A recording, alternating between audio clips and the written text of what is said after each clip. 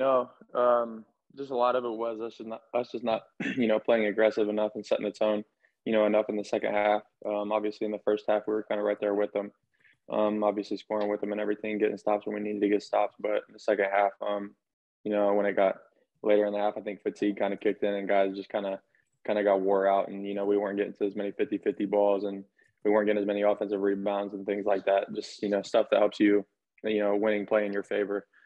So those were just a couple of things that we took from it. Is that the first time that you guys have felt like that this season? Because even in the losses, it's been a buzzer beater. It's been, 2-point game with 20 seconds left. Like, this is the first time it kind of got out of hand late. Did it feel like it was just kind of building as that second half went on? To be honest with you, no. Like, even when we were down like double digits with like 8 minutes to go or something, somewhere in there, I think, we were all, in the huddle, like, come on, like, this is still a really long game. Like, we're 2-3 stops away from being a one possession game. So I really didn't feel like that. But, in the end, that last, 7-8 minutes, we just, as a team, we got to be better and we got to play harder. And that's really what it is at the bottom line. All right, we'll go with Griffin and then Colin on deck. Griffin. Yeah, Justin, I mean, how much of that do you think, was from the COVID layoff, and have you guys been able to kind of, increase that conditioning even more here in the past couple of days to, be more prepared for this game on Sunday? Yeah, I think that definitely played a part of it.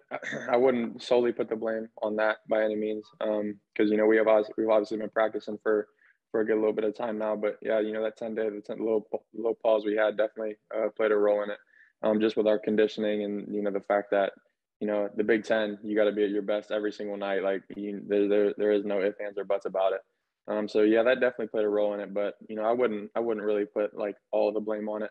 That's on us. And yeah, we've been working on our conditioning the past couple of days, especially even yesterday, like day after the game. A lot of times it's recovery. Like, we were all in here, trying to get our conditioning up, get our wind up, just to get back to where we were playing prior to the break. And then for you personally, I mean, what do you feel like you're doing well right now, and where do you feel like you maybe still need to grow here in the second half of the season as the Big Ten plays really starting to heat up here? Yeah, I feel like this is one of the best starts I've had to a season in my career here. But for me personally, like, I know I can be a lot better. I know I'm not playing anywhere near my best ball yet, so that's something to be excited about, and something I got to take right between the eyes and own every day that I got to be better, and just come in with a working mentality to get better in practice each and every day. And I think if I do that and all the other guys do that, we'll end up in a great spot, exactly where we want to be. All right, Colin up with Patrick on that. Colin. Hey, Justin. I was just curious, what kind of change? I mean, was there a different kind of approach to practice after the level of loss? Obviously, you guys have lost before, but I think it was, as Adam was saying, I mean, they've all been close. They've always been kind of late. And I'm curious, I mean, was it more intense? What was it like getting on the court after that one on Thursday night? Yeah, definitely the night after that loss, it definitely stung. Guys weren't really saying much. Losing sucks. I'm sure you guys know that. Nobody wants to lose. Losing hurts nobody as much as it hurts us. So it definitely sucks. Don't get me wrong, but we came in yesterday with the mindset that we were just going to get better with the day that we had in front of us. We always say be where your feet are. Obviously we lost. It's in the past. We can't change it. All we can do is learn from it. Take the good and the bad and move forward. So yeah, yesterday we had a good approach to practice. I feel like we had a really good day. We got up and down. It wasn't long just because, it was the day after a game. A lot of guys played a lot of minutes. But it was a lot about us, just getting up and down, kind of getting our win and everything. And yeah, I would say our approach, we definitely have a hunger right now, on a drive, because losing sucks and none of us want to lose at all. So. Did you guys learn something different about, I guess, how teams look to defend you guys, like based on what you saw from Indiana, or was it kind of what you expect moving forward? Was it kind of just the physicality of what the Big Ten is? Yeah, I would say really just the physicality of what the Big Ten is. Obviously, teams all have different schemes. I felt like they kind of took us out of our actions a little bit just with how aggressive they are on the perimeter, and how big they are in the post. Obviously they got Race and Trace, so they got a solid front court. but I wouldn't really say it was them that took us out of our offense. I feel like a lot of it was just, us personally. Like I said, we got to own it and just be better. We really did. We just didn't have a good night that night. It wasn't our night. So we got to own that, and learn from it to make sure it doesn't happen again. All right, next up is Patrick. We'll go Brendan on deck. Patrick. Justin, for those of us who haven't gone through it, how difficult is it to go 3 weeks without playing, without practicing regularly during a season, and then come back and step into a Big Ten game? Yeah, it's definitely a bump in the road, you could say. Obviously, it's something we aren't used to at all because even last year, we never even had a pause. This is really our first pause since COVID has been a thing. And yeah, it was definitely challenging. And not only the aspect of like getting back to playing in games, but like when you get back to practice, everybody's just so locked in on trying to get back in shape that you're going so hard that, it definitely like your body's sore sometimes and stuff like that. But yeah, I mean, it definitely is a challenge. But I feel like, to be honest with you, I feel like, we're right almost to back where we were before the break. We've been at it for about 2 weeks now, I would say. Hitting it hard every day, obviously off day here and there, to get our bodies right. But, we've been practicing hard, getting up and down a lot. And, I don't think, that's going to be a factor for us in the future going forward, to be honest. I feel like our legs are going to be back under us and we're going to be ready to go from here on out. But yeah, it definitely was a bump in the road. Don't get me wrong. 10 days of just, because it was right before CDC dropped it to 5 days when we all got released. And 10 days of just not doing anything is just, it takes a toll on you, especially at this level, just because, it's such a fast pace and, you're hitting so hard and there's just a lot that plays into it. But yeah, it was definitely a bump in the road. And obviously you guys rely on EJ a lot, especially offensively. Last 2 games, he hasn't had it, so to speak. You got Malachi against Nebraska, but didn't have as much from everyone else. How much pressure is there when EJ just doesn't have it going for the rest of you guys to find the basket and kind of make up for that scoring punch that he usually brings? Oh yeah, I wouldn't say it's a lot of pressure. I think it's just on us guys to own up to it, and do what we can at our roles to the best of our ability to get him open and create open looks for him. Because as you guys know, when he gets the ball, there's usually 2 guys, sometimes 3 guys coming at him with high hands, forcing him to throw it to someone else and make a play. So I would say a lot of it's on us personally, like me, Malachi, Jamari, Michi, a lot of the other guards to, help free him up. And, I feel like we can get out in the open floor a lot more too, instead of just relying on our half court offense. When we get a rebound, I feel like we can go more and go, play faster. And that'll ultimately, get him more open looks rather than just in the half court when the other team's got their defense set and they're keyed in on him. But yeah, I would say there's not really, a pressure with all that, with EJ when he's not playing his best ball. It's on all of us to own it and just be better at the end of the day. Next up is Brendan Gulick. Hey, Justin. Good to see you, man. Thanks for joining us for a bit.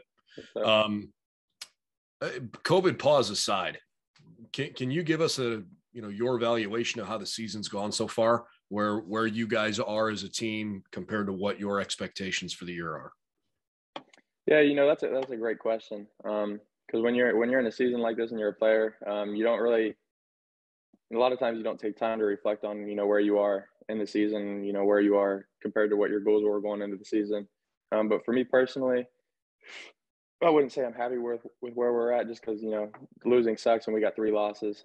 So, that's never fun. But at the end of the day, I feel like, as the season has went on, COVID pause aside, we've just been getting better, to be honest with you. We've got a lot of big wins. Obviously some tough losses. So at the end of the day, there's a lot of things that we can take from each and every game that we've played so far this season and learn from. And, I think is going to help us ultimately in Big Ten play and, in the postseason run that we're going to make. Because, in Big Ten play, there's no easy nights. It doesn't matter what team you play, you got to bring your best. So just with every game we played so far, I feel like there's things we can take and learn from them, good and bad, just to help us, in the future and prepare the best we can for, any team, whether they play fast, play slow, late game situations, all that stuff, Let's talk Northwestern for a second. You mentioned there's no easy games in the conference. Nebraska, obviously not one of the upper echelon teams. You guys had a tough game against them last year. You're at Northwestern, and obviously that one didn't go the way you wanted to either. As you think about what to expect this year with Northwestern, what sort of stands out at you? Yeah, just how fast they play. They get up and down. I think they're one of the fastest playing teams in the Big Ten right now.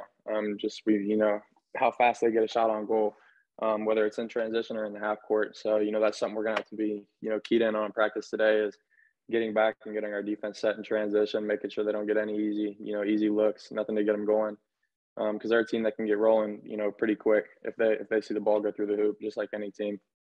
So I think, the biggest key for us is going to be just stopping, their easy looks in transition or their clean looks in transition, and just making them earn everything, making them play through our half court set defense. Because, when we make a team play through our half court set defense, it is really hard to score, to be honest with you, with the way we guard and everything.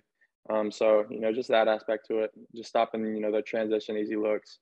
And I think getting rebounds, not letting them get second look opportunities. Just so stopping the transition looks and getting rebounds. And I think we'll be in good position to win. One more quick one for me. Obviously, fans and us in the media got a chance to see what Malachi was, really capable of 2 games ago against Nebraska. But I assume you guys have probably seen glimpses of that in practice along the way, and maybe didn't take you guys by surprise. When did you first realize that Malachi had that kind of ceiling? Right when he stepped on campus, when we started workouts. I remember media day, I think I was telling Adam, that kid's going to be special. You can just see it. He's got the work ethic for it. He's got the mindset. He's got the skill set. He's got all the tools. And he's just a smooth player. The game almost looks easy for him at times. But he's a freshman, so he's still got a lot of learning to do. Which I'm not really worried about for him. He'll pick up on those things fast, but watching film and everything. So yeah, he's definitely gonna be a star one day. You can see it in him right now. So yeah, I'm excited for him. What his potential holds for him. I think the biggest thing for him is just to keep a level head, through the good and the bad, because it's hard, man, when you're not playing good and you got a lot of people, riding you about how you're playing and all that. It can be hard and challenging at times. So, if he just keeps the same confidence that he's been playing with lately, he'll be just fine. All right, we'll finish up with one more follow-up from Adam Jardy. Justin, you talked a few minutes ago about Indiana's defense, and you said you talked about them pressuring you on the perimeter, and obviously they're formidable down low. Does this team have the ability, you think, as the season goes on, to do a better job of like driving, penetrating, kicking out? It seems like it was just really difficult for you guys to get downhill in that game against them. Do you think there's room for this team to be better at that as you go through this season? Yeah, definitely. And that's going to come with, an aspect of learning, just reading defensive schemes, from everybody, guards and forwards, even me included. But, I think one thing we can do better too is handle the ball. We tend to turn the ball over a little bit too much. And, that's something that, we gotta learn from in film. Obviously you're not going to have 0 turnover games, but, I feel like if we eliminate the silly ones, the unforced ones, we'll be in great position in any game we play in. So yeah, that's something that we'll definitely, we work on that every day, honestly, driving and kicking, playing off 2 feet, penetrating the paint. Cause one thing we really, emphasize is paint touches. Cause once you touch the paint, defense collapses, heads turn, and ultimately ends up in, usually a good look. So yeah, that's definitely something we're going to get better at. And, we're working on each and every day, along with, just not turning the ball over.